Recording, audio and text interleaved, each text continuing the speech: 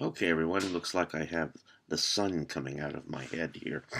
Um, my voice is really bad, and I'll make a video here as best I can for the quiz, and I'll upload it tomorrow morning. Home with a fever on the farm, so I can't load things, but I'll be out at school early tomorrow, so I'll send you an email. Expect the quiz up before 10 or so. Um, Basically, actually, this is just a review of the kinds of things we talked about this past week. There was a good deal of reading to do with Legends, but you did have an extended period of time in which to get it done. So, as in 3 weeks. um, Remember, we were talking this morning about the, the difference between epic heroes. Um, Epic heroes like huge tales with like Odysseus and Iliad, and also have incredible involvement of the gods in them in one way or another. Not every time, but often. Legends um, really don't have this in there. They're just stories based upon historical fact.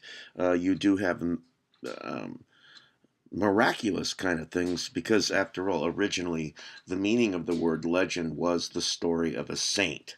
As I told you, the other word for it is hagiography. And in saints' tales, you have miracles, and we find that they're related in this way, although very unsaintly in that often the legends, as in the Arthurian tales, deal with romantic love, which is not part of the bargain in most stories of a saint life.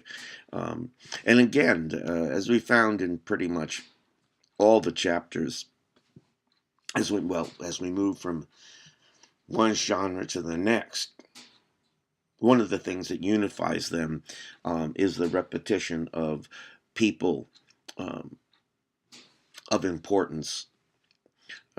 Excuse me, yeah, people of importance like Comenius and Rousseau, but also the pivotal roles that chapbooks played, because they kept many of the legends alive.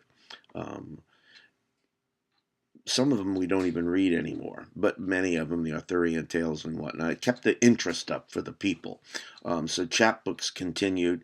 Uh, as I said, if you look at a table of contents on, excuse me, many chapbooks, you will find basically a layout of what we call, in many instances, children's literature today. And again, is King Arthur is one of those stories connected with legend, and you would call it high romance too, but it's that, like Tolkien's stories, as we're going to read, are high romance, and no one ever said that Bilbo Baggins actually lived, but they would say that King Arthur might have existed, and he may have been a Celtic or a Roman Celtic leader who resisted the invading Anglos and Saxons as they came into the country in the 450s AD. We don't know where he's buried or anything like that, but Cornwall, if you ever go there, is just loaded with King Arthur's castle, which is Tintagel, where he was buried, all kinds of things like that. You'll find um, um, a place where he got his famous sword and all kinds of things. But so there is this sense, and another one. Um, One of the other appeals, as I was talking in class, of the romantic, of the King Arthur and the knights, is they're not perfect individuals. Could be guilty of um, adultery, among other things, rage, and Sir Galahad, as I was trying to think of, is in the story of getting the chalice, Christ's chalice. Um, and he's able to do is Lancelot's son, but Lancelot can't because, of course, he's guilty of, among other things, it would be considered treason to sleep with the king's wife, although Arthur does know about it.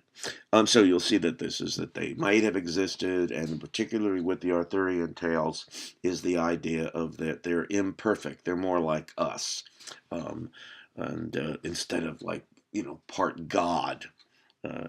Like in the epic tradition of Gilgamesh. Gilgamesh, by the way, is 2/3 God. Go figure that one out. One thing that's missing from heroic legends, if you will, up to the 70s or so, which is again this second flowering of children's literature, and one of the major features of that one would be a reassessment of the roles of women, because this was a very important period of women's rights that continues today. And you'll notice that um, the women are not the central characters in Arthur or something like that. They're people to be loved and rescued, basically. So they're not the heroic figures. And so you won't find a whole book featuring the exploits of talented women. You will now, but not then. Again, a very, very important point that I want to bring up again. The line between an intersection of legend and history can be both messy and subtle. This is a question that's taken directly from your introduction, and it's true. I mean, it can be both messy and subtle, and it causes problems, and we talked about that in a number of different ways.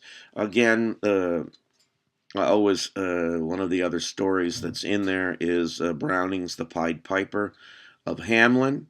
The greed of the corporation and the mayor, okay, they only want to pay him 50 guilders instead of the salary, which was probably 1,000 guilders. They only want to pay him 50. And one of the reasons is a hostility to artistic values, and it leads to the disappearance of almost all the children. And we talked about this. This is so many of the fairy tales and the stories turn out to be talking about how important artists are. Again, I mentioned in class the nightingale who needs to have wants to be part of the system, is not seen as a revolutionary, but um, wants a certain amount of autonomy. And the idea is they have something to say. We found the same thing I didn't mention in class with many, many, many of the fables. That was, remember the one about the goose who couldn't keep its mouth shut. And that often fables were used with the animal stories to send messages in a sort of indirect way to leaders and people. If you could do it through an animal, it wasn't quite as direct as if you just said, shut your mouth up. So there you have that kind of a thing. Now, one of the famous ones that's still around for us is Robin Hood, of course. Now, in the first selection in your book, there were others, but in the first selection of your book, it's the anonymous little story of Robin Hood and his merry men in Sherwood Forest. Robin loses his inheritance to greedy church officials. Now, that's sort of been taken away in more recent ones. Where Robin Hood is actually fighting against the church instead of in favor of King Henry the Lionhearted, I believe it is. And so he robs from the rich and gives to the poor. And cutting a romantic figure with all his cohorts, Little John, and other people, and of course the beautiful woman is always in there. Now, there's one that I didn't get to in class that is a very famous story, and this is the story of Sir Gawain and the Green Knight. Now, Sir Gawain is the nephew of King Arthur. And in the story, and he is, by the way, the epitome of courtesy. But he gets in a bind. and he gets in trouble because he doesn't know. I mean, Gowan is a creature of the court, and he likes to go out, on quests the way all of the knights do. Knights are very alone, unlike the epic heroes, who lead armies. The knight in the romance or in the legendary romances um, are, in fact, loners, and so they're never in the charge of huge armies generally. Sir Gawain, the Green Knight, comes into court and cuts off the head. I tell someone to cut my head off, and I'll cut you off or yours off, and he says, do I have any challenges? And in the real story, everybody just sits there and going, hell no, I'm not going to have anything to do with this. This guy just cut his own head off, and then Arthur starts to get up, and Gowan jumps in, is forced in to go confront the Green Knight after a year. And so he goes on these quests while he's there. They're not talked about. Gowan doesn't know that his big challenge is going to come at the place in which he feels most comfortable, which is a courtly atmosphere. And the host of the house goes out and hunts every day and says, I'll give you what I get, you give me what you want, what you get. And the not in the children's edition, of course, but in the main story, the host's beautiful wife tries to seduce Gowan, and gives him, in the end, his third time is the worst. She's almost naked, but he resists, but he does take a garter belt from her, green, and keeps it a secret from his host, the Lord of the Castle, who happens to turn out to be, in a different manifestation, the Green Knight, and he gets a little neck on himself, but he lies. And if you want to know all the levels of that, it's a brilliant, beautiful story, and we'll read it in World Literature to 1500 next spring. As I said, there aren't that many stories about women legendary heroes. Florence Nightingale was one, maybe Betsy Ross. But after the 70s, you'll find writers, and many of them women, as the person who wrote in The Double Life of Pocahontas, tries to be more historically accurate, and also not in terms of just John Smith, who's sentenced to death by his own people. She gives dignity to the American Indians, and in particular to Pocahontas herself. She lets her have her own religion and views and things along those lines, so she's not completely subservient to the males, either her father or John Smith. This is something new that's happened. Now, again, the Lester story I talked about in class is about John Henry, and he in the legend, supposedly it did happen, sort of, maybe. He's given, he's taller than everybody else. He's just a huge black man, and when he dies, he's the one that the steam. I think it's a steam shovel or something. He fights a machine and he dies. And in Lester's story, is that you can add all kinds of layers to a legend. His body's taking to Washington, D.C., and it's connected with the rainbow. There's a rainbow there, and it's connected not just with the Rainbow Coalition, but also with the famous "I Have a Dream" speech of Martin Luther King. And so that there's just this other kind of layer of significance that Jules Lester adds to the story. Now, Mary Pope Osborne gives you a Davy Crockett story. And when he talked about these stories with their historical reference. I mean, these people actually, Davy Crockett actually lived, and he's famous for dying at the Alamo. But, if you look into it, he's kind of a racist and all these other things. This is that friction between the interface between history and legend.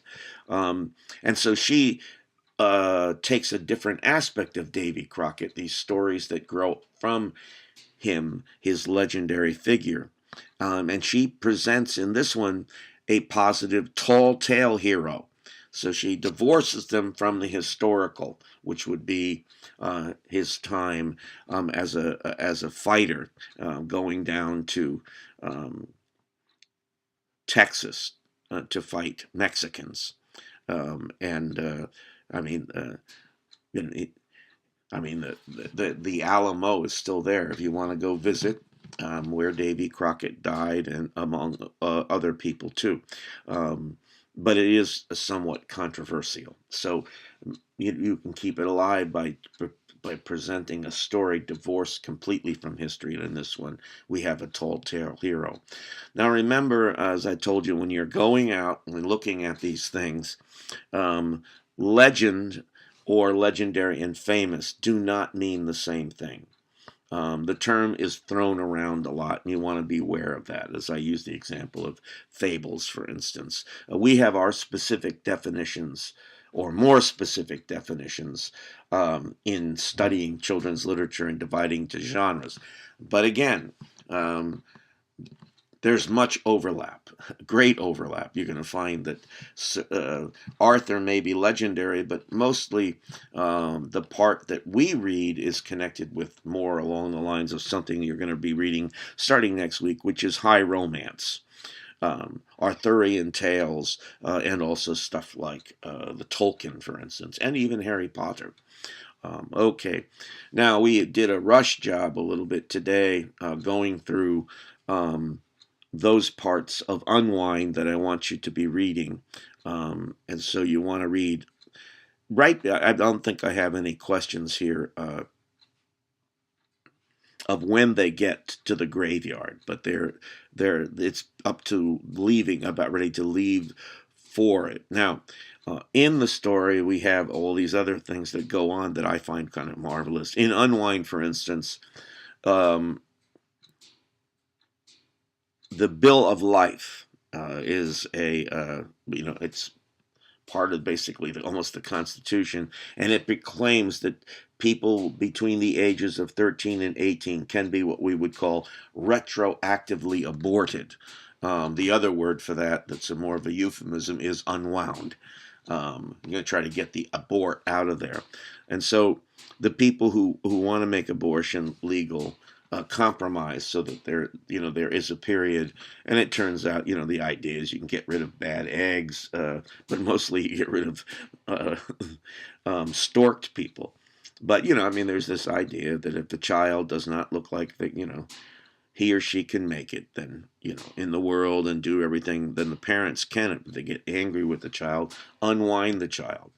Now, at the beginning of the story,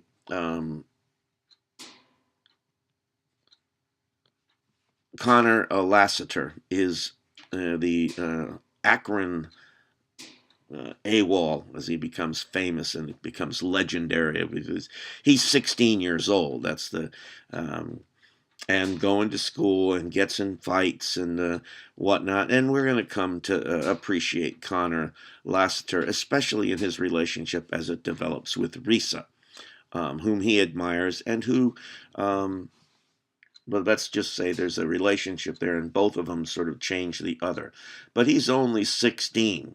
Now, they don't, you're thinking of a name for, what do they call the places where they kill all the people? And Reese is on a bus to go to Twin Lakes Harvest Camp. Almost sounds like a place where you go for Boy Scouts or Girl Scouts or summer camps. But she's basically sent there owing to budget cuts. I mean, she's not a terrible piano player. She's actually quite good. But they say, well, it's not the parents deciding because of the child may be a bad egg, but in this case, it's weaning the teens out. for budget cuts, and so which is nefarious because in fact the more people you send to be harvested, the more money you get, and so there's that side of the coin too. Um, and Connor basically comes known as the Akron AWOL when he is very much involved with the escape and with Lev and with Risa, and he wounds Officer J.T. Nelson with the officer's own tranquilizer gun. And this he'll come back in the other books. Mr. Nelson will come back uh, to haunt our heroes. Now, again, you can give up a child by, um, you know, going to the state homes, but the more other legal angle is you leave the baby on the front steps of a house, and this is called stalking. Now, if you get caught stalking, you have to raise the child. People are watching you. And it's an imperfect system, as we talked about when for instance, um, Connor just can't help himself. He goes and rescues the child, even though it's different, who's been stalked, um, and pretends to be the teenage father, if you will. Um,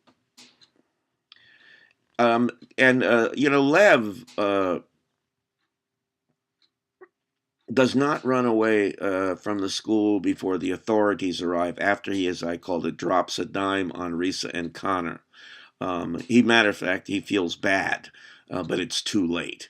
And this will, play into what happens later, as Lev will go off on his own for a while, and he'll eventually show up again later in the story.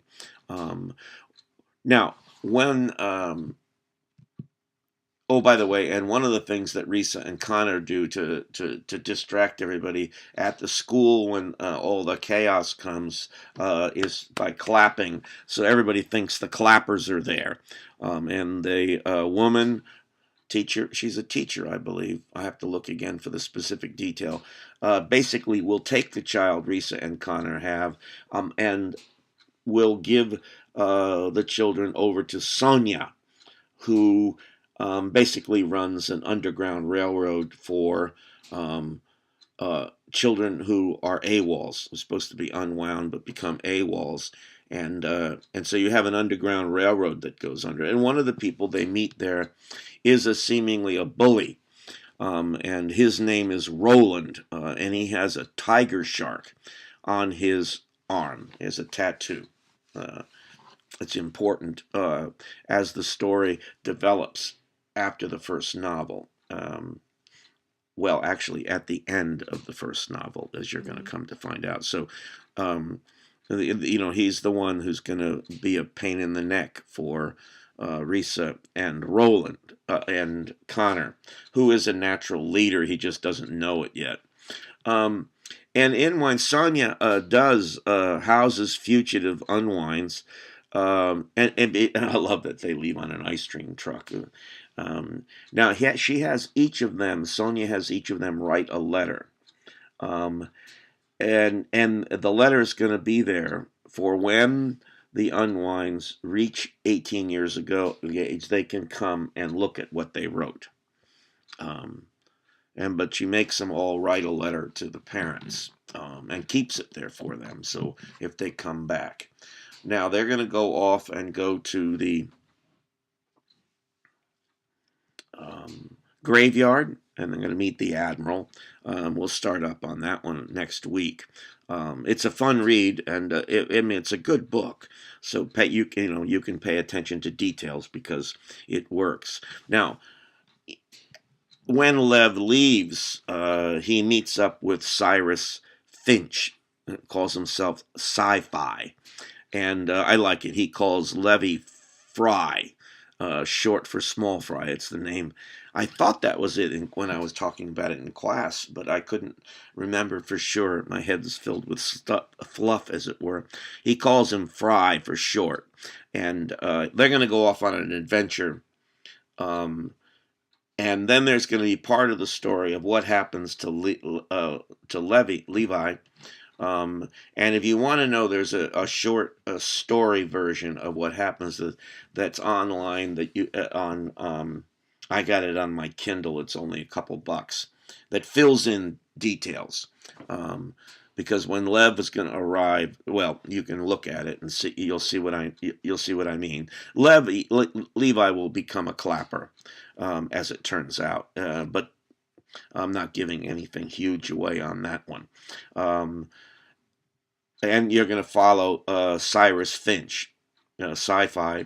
And he'll be in later on, but doesn't play a major role in the story as it develops, other than he basically teaches Levi about living on the road.